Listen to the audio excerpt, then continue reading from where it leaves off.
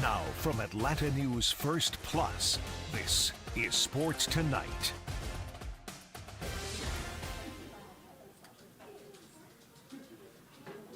Well, welcome into Sports Tonight. Bailey Burmaster alongside Ellie Parker. It is a Tuesday edition. We got a good show for you. We're going to talk Falcons still. I'm sure you and Emily talked about it last week after the Penix news, because who wasn't talking about it? We're also going to talk a little bit about LeBron, the CFP national championship game returning to Atlanta. Then we got to talk about Charlie Condon, who's just making history with Georgia baseball and whatnot. But let's get started with the Falcons. Ellie, we did not even get to talk about this because Thursday happened. They draft Penix. The world explodes. And then I actually had to jet set off to a wedding. I hope you had fun. I had about as much fun you can have on 2 hours of sleep after they made that draft pick. Yeah. Let me hear your thoughts, and then I will give you mine. The only way that this makes sense is if the Falcons know that some kind of penalty for the tampering is coming down the pipeline, and that it's serious, and that they're trying to get out ahead of it by picking a quarterback now rather than potentially losing a first next year. I think that's a very valid thing to consider, because that penalty, everyone thought it was going to be this draft. It's not going to be. It's going to be next draft. Because as I think we should note, there were 6 quarterbacks taken in the first 12 picks of this year's NFL draft. None were taken on day 2. Or none were taken in the second round. So the next one was Spencer Rattler. I do think people do not give credit to the old school model that is having a quarterback to learn behind a very valid vet quarterback. I do believe the Jordan Love model, in which Raheem and Terry have spoken about and what they wanted. I think Kirk Cousins is a great vet to learn behind. And I think there's a lot to like about Penix. I think his injuries are a concern. I do think his age is kind of a moot point. Okay, but how old was Tom Brady? How old is Aaron Rodgers? How old is Kirk even? Come on. By the end of Kirk Cousins' contract, Penix will be 28. You know who is 28 starting the Super Bowl this year? Patrick Mahomes. Okay, but hold on a second. Here's the thing too. And this is the valid point. I agree with fans who are in an uproar. First of all, calm down. Everyone should calm down. You cannot sit here and grade these draft picks or give your opinion, because they haven't played a down of football in the NFL. No one knows how it's going to pan out. So just chill out. And my rule of thumb is you have to give them at least 2 years. And guess what? Sometimes those draft picks take even longer. The only team's draft you can grade is your own, which I would give the Bears an A+, because oh my God, Torrey Taylor is going to be the greatest punter of all time. But that's beside the point. Let me get back to my quarterback rant. Here is the issue that I think is the concern with Falcons fans, and it's because the Kirk Cousins and Penix thing is counterintuitive. So best case scenario with Kirk Cousins, he plays the 4 years of his contract and he's stellar for the Falcons, right? That's very much a win now mentality. And they drafted Penix for the reality of, we're not going to lose either way. If Kirk Cousins gets hurt or he only makes it 2 years, we have the next coming, we believe. So we have Penix. The issue with that is the best case scenario for Penix is he's starting next year. Yeah. So you have a clash of these ideals almost of, hey, we want to win now, but also for the future. And one of those must fail for the other to succeed. Yes. And there is that old age cliche of, you have 2 quarterbacks, you have no quarterbacks. Mm-hmm. Now, I don't think that this is that scenario. I think we have to see how this all plays out. And I also think if this works out, everyone's going to be saying, Raheem and Terry, they're geniuses. Gosh, I knew exactly what they were doing. I was on the Penix bandwagon. No, you weren't. No, you Everyone hated it. No. But if this does not work out, you just did the same thing that happened the last 3 years with the Falcons when they got rid of Matt Ryan and they drafted Desmond Ridder and he didn't work out. And in 3 years, you're picking a new quarterback and trying to find someone in free agency. Yeah. That's how I see it. I don't hate it. I don't love it. I am a reasonable woman, which is crazy to say because I feel like women aren't reasonable. But I'm a reasonable woman, and I'm willing to see. Let the gods, may it be, let it play out, and see what happens. I mean, who knows? Maybe there is a world where best case scenario for both of them is Kirk Cousins balls out for 2 years and they make the playoffs. And then he just decides to retire because he's old. I don't know. And then Penix is like, I'm ready to sling it too. And he comes in at 26. Oh my God, what a dinosaur. And he lights it up too. Oi, I'm 26. Yeah, I wish I was 26. I'm not 26. So, yeah, you didn't like it, right? Being called a dinosaur at 26. That's what I thought. That is what I thought. Anywho, that is my rant. That is how I feel. Let's hear from the assistant GM, Kyle Smith, who also used to be the director of player development, but got a little title upgrade. He spoke about the draft and everything that's to come with the camps that are coming up as well. Well, I mean, it's a long answer because it goes back years. It goes back to when Terry first got here, and in 21, you're always looking for. You look at it in terms of 5 years. You know, are you good in that position for the next 5 years? You know, and minimum. When we first got here, obviously Matt Ryan, a tremendous quarterback, and there's a lot of variables that go into when we first got here in terms of cap and cash and where you're at as a team and trying to build. But we were always looking aggressively for the heir apparent, the down the road solution at that position. There's 3 ways you can acquire that position: through the draft, and it's the most sought after position, it's the most important position in all of sports, and it's the most expensive position in our sport.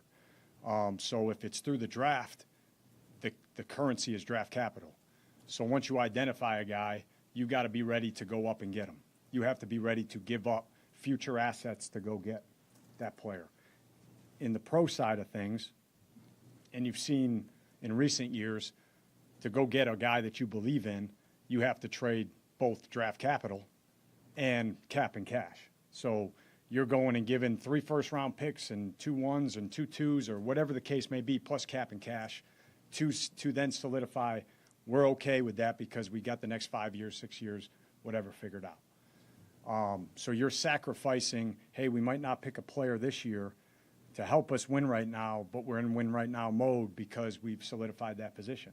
Then the other option is free agency, which is what we did with Kirk. We had an opportunity in unrestricted free agency to add a guy that we believe in. And it's an expensive addition because he's that guy. He's our quarterback. He is our starter.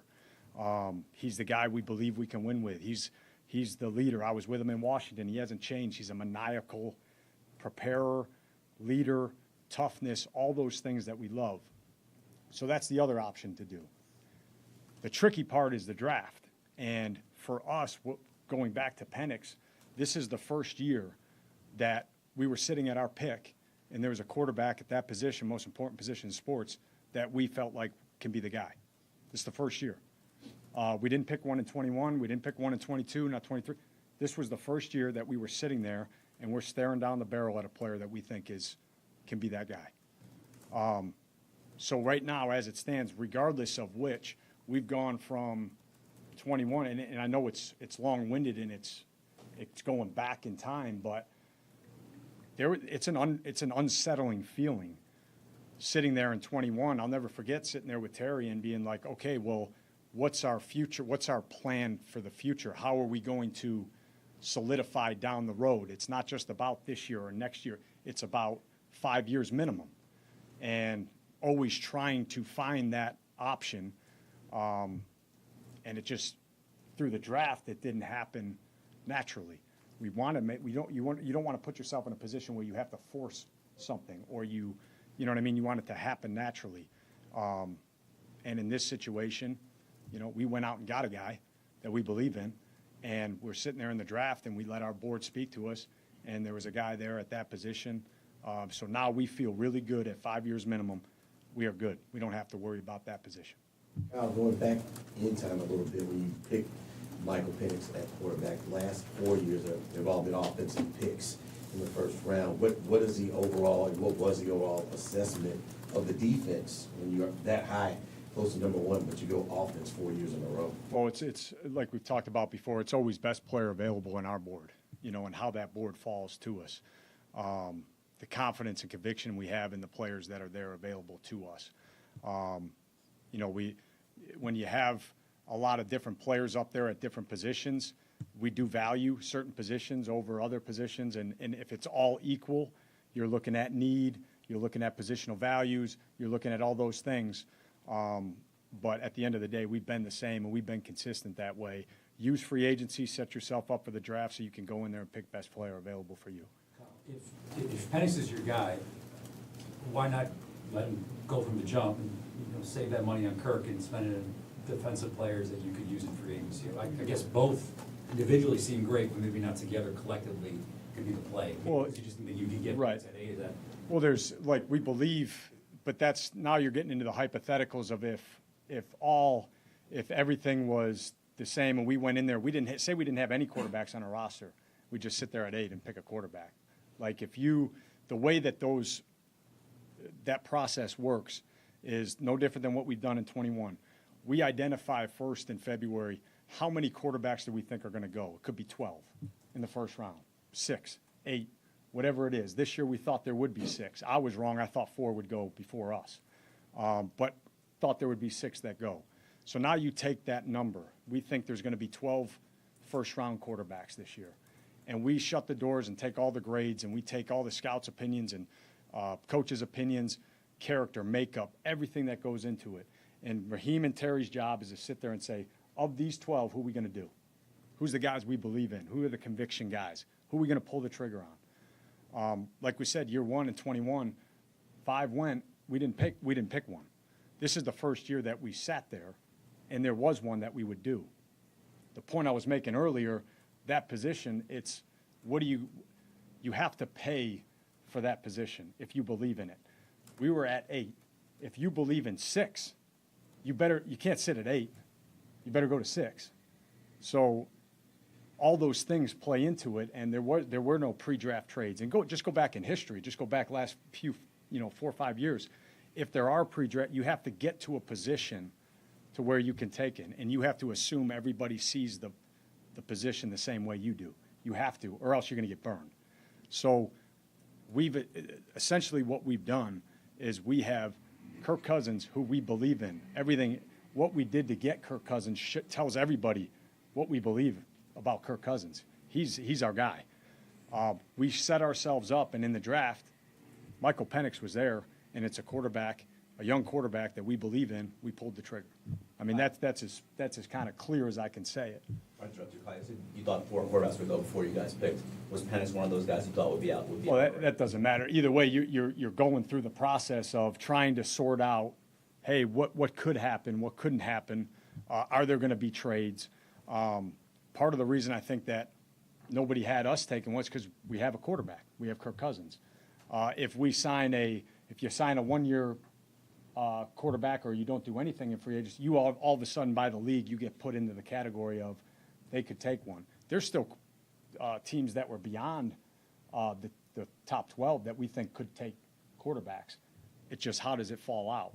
So you're just trying to prepare yourself either way. We feel in a great position because we've got Kirk Cousins, who we believe in to the highest degree, and we have Michael Penix that we believe in. So for the next 5 years, again, we feel great about the position, minimum. I don't know if your decision not to bring him in on a 30 visit had to do with trying to hide your intentions or not, but I wonder how you got comfortable with the medicals when you didn't get that time to spend with him. So the medical, that all happens at the combine, So those that things. was enough. Yeah. Everything took place there. Well, postseason, whether we bring guys in on 30s, we go private guys. We privated a lot of guys this year.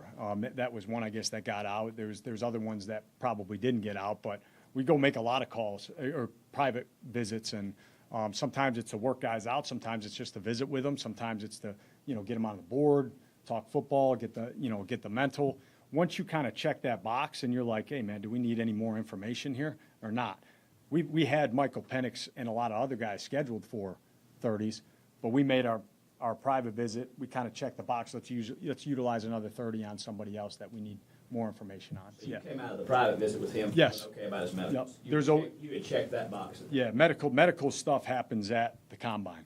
Okay. All the medical information. Yeah, how did you all square the hit rate at the position, kind of post 2011 versus historical? You know, I'm going back to Keely Smith and all those guys. Yeah. Until now, where you Right. Trubisky and those guys, where you could gamble on a quarterback where you used to couldn't do that. The hit rate versus the bust rate scare you all? No, I mean, listen, it's the hardest position to evaluate. Mm-hmm. It just is what it is, and those numbers that we all have seen and look at, that tells you that. But I think the mistakes that you make, that anybody probably makes at the position, because you need it so badly. Everybody knows that, we all know that how badly that position is needed. And our philosophy is not just to take a position, take a guy that you think is the guy and can be a win because of player. Not just to check the box and say, hey, we take a quarterback, get the young contract, all those things that go into it. We believe in, if you're taking that position, you have to believe in that guy is going to be the guy. That's why you're taking him. Since the rookie slotting has come, I think you're seeing more of them go, because the financial hit is what you can get out of. Do you know what I mean? I guess that is probably why more, hey, roll the dice, take a shot, those type of things. But we don't believe in the take a shot business. We got to have conviction in our minds if we're going to take that position. And like I said, this is the first time that we were staring down the barrel to do that. Just for clarification, we say you take the conviction of the guy, it's in that top 10. It's not, because you say you could have conviction that Ritter was the guy, right? So what's the difference, I guess, when you're saying that? Well, what's the difference between third round and No, I'm top just saying, 10? that's what you're saying, when you're in a conviction in the guy, that's what you're referring to, like conviction in the guy as a first rounder, like he is the future, as opposed to. Well, I think, yes, conviction on the guy, it's all about the price in which you pay. When you pay Kirk Cousins, we don't have to talk about Kirk Cousins. You know what our conviction is on Kirk Cousins. What we paid Kirk Cousins to come here to do what you've done your whole career. That's what we want from Kirk Cousins. When you pull the trigger if we traded up in the first round for a quarterback and gave up future assets, that's telling you what we think of that player. You take a player in the first round, it's telling you what you think of that player. And so on and so forth. Some of these teams that go out and trade for veterans and you give up 3 first-round picks and whatever, that's telling you what they believe in that guy. So, you know what I'm saying? Hey, one more, the Green Bay model, Raheem mentioned that. He was just talking about love to Rodgers, but if you go back, they were taking quarterbacks almost every year for a minute there in the 90s. Yeah. Why haven't teams copied that model before? Well, I think everybody, there's parts, and I know what Raheem and Terry were talking about with that.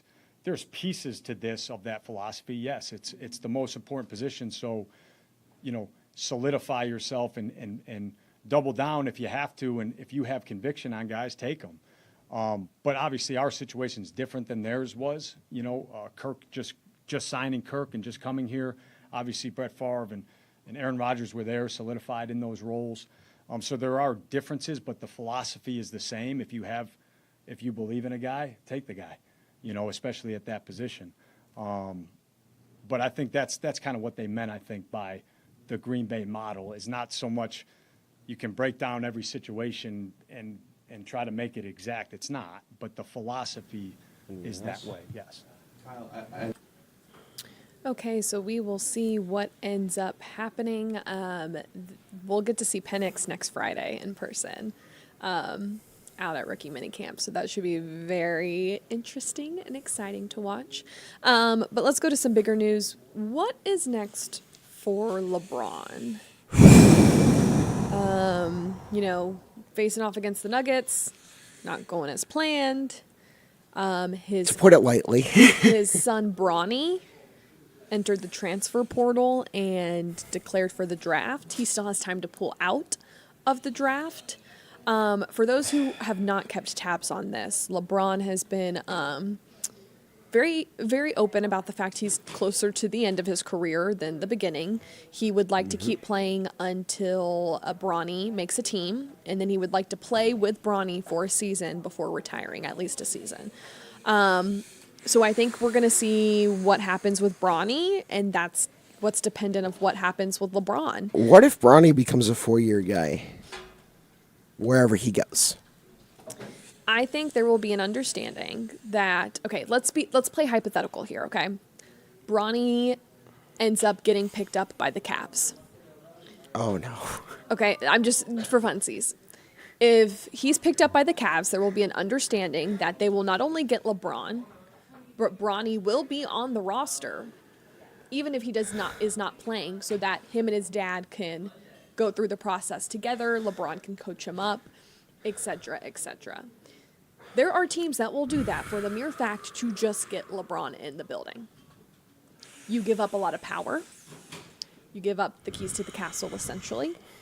I think it will be interesting to see where it happens. I actually don't think that happens in Cleveland, by the way. I was just using that as an easy example. I think they've given LeBron all the power before, and they refuse to go back, even though it could possibly mean another championship. But I think you've seen that even with what LeBron believes are the right pieces around him in LA, it doesn't always pan out to championships. Because you got to play the games. Correct.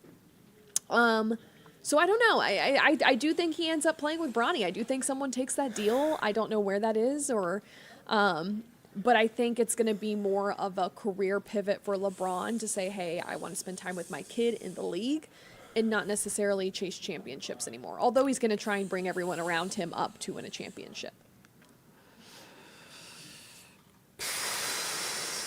Dude's got to go at some point. Dude's got to retire at some point. It's a matter She's of over when. LeBron. I'm a Chicago Bulls fan. I grew up with him on the Cavs and him on the Heat, and I'm still angry. So have I ever asked you the question of Michael Jordan or LeBron? Have we actually have never like the old school debate? Like, have we ever had this debate on Sports Tonight? Look, I was born in 1997. I don't remember any of but the you saw 6 the documentary. Come championships. on. Yes, I saw the documentary. Yes, he's still a god in Chicago. But Not in basketball. But are you going to say LeBron?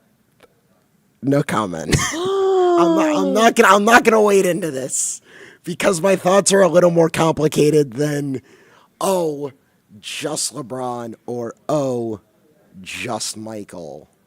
If you're listening to this, I wish you could see my face. I have to walk away from the mic. My thoughts on this are a little more complicated than it's one or the other.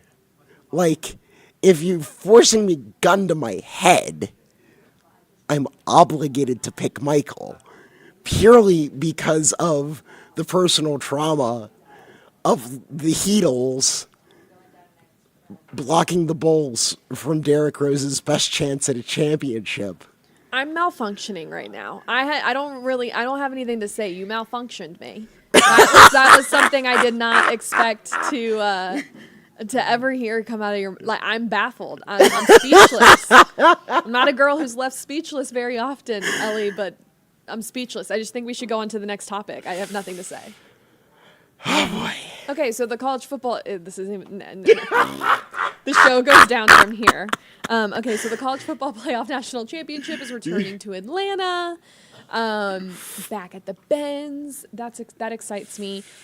Something that's a hot take that I don't think anyone will like when I say this, especially here. I would like for Georgia not to be in the national championship game because I want other teams that are new to be able to experience the amazing city of Atlanta. I'm a Missouri fan. Missouri isn't making the national championship game.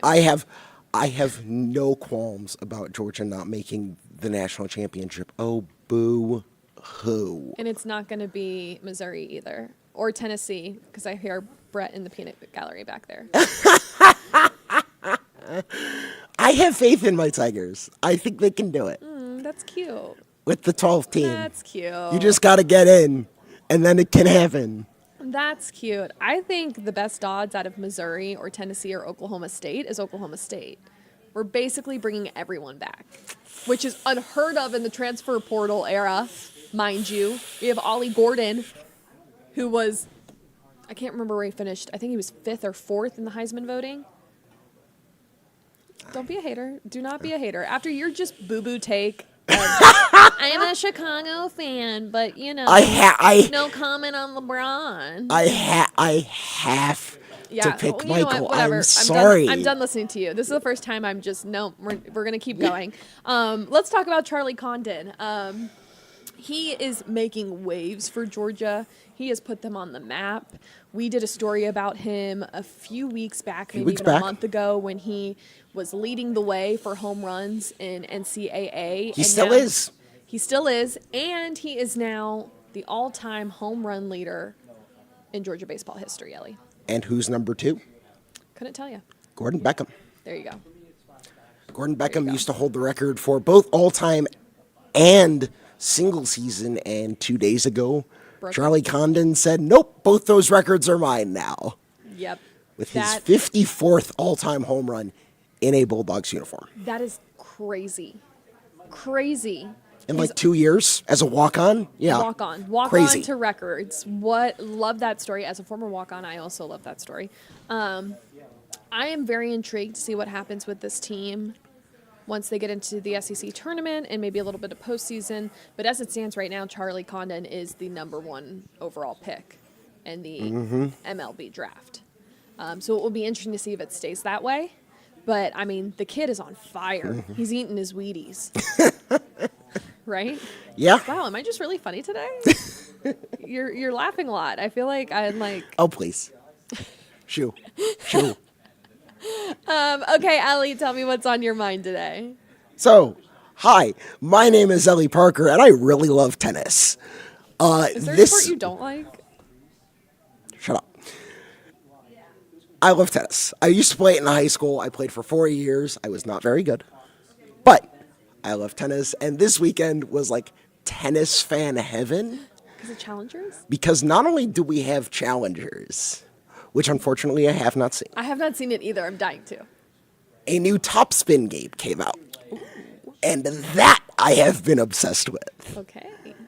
So, as a tennis fan, this weekend was awesome. You've been enjoying some topspin game. Yes. Got it. Love that for you. I am going to talk about hockey. The Bees looking for a win over the Leafs tonight, and they can advance. Hoping they pull through. They've had to go with Sway in goal because he owns the Leafs, and it's been going stellar. Bertuzzi and Marchand have been going at it, which I love because it's petty. When Marchand's on the ice when he's not licking people. Or he can I love that he licks people. Let's talk about it. We have a minute to talk about. No. People usually hate Ew. that Brad Marchand licks people Ew. when they fight. I think Ew. that is amazing. No. I think it's a great Ew. tactic. It's a distracting. Yes. No. Ew. Team lick people when you fight. Ew. Why? I'll take things I never thought I'd hear for $1,000, Alex. If me and you were beefing and we were throwing hands, and in the middle of the fight I just licked you.